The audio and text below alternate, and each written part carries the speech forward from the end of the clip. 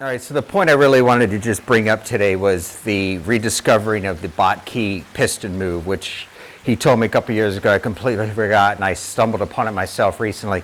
So like I said over there, I've been working on what exactly happens to this right hip joint and left hip joint.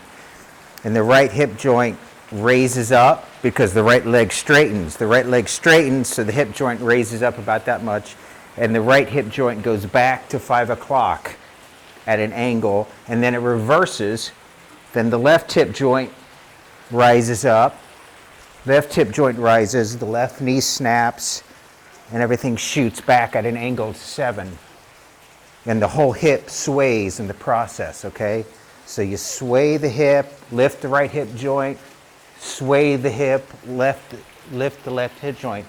And a great way of feeling that in this Bottke piston thing, watch the right hip push back and the left hip shoulder. Watch this and this. Reverse it. Okay. How would the shoulders work? Yeah. See, did this left shoulder turn or did it pivot? Uh-huh. And that pivoted. Yeah. Turning would be... Uh-huh. You can even put a club in your hand. Watch this. Okay. Now watch this. Oh, now you're swinging the club, okay? Boom. That's what Brooks Koepka does. He's got that push motion, which I'm still working on, all right? So that's what you do. And you go.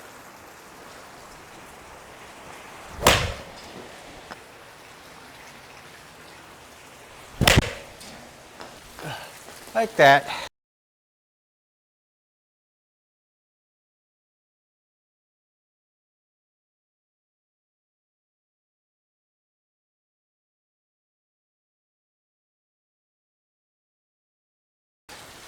All right, now the side view is where you can really see if you're doing this right, okay?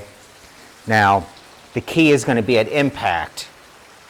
If the left leg is totally straight at impact, then that means you've pushed that left hip back as far as it'll go, like Colin Morikawa and Dustin Johnson, okay? And Jordan Spieth, okay?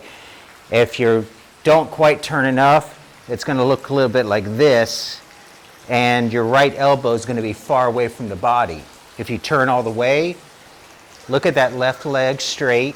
Look at my right elbow. My right elbow is still flexed. That's the ultimate position. If you're a little sloppy, right elbow will be a little straighter, okay? So from the side is where you can really spot it. Let's see if I can do it.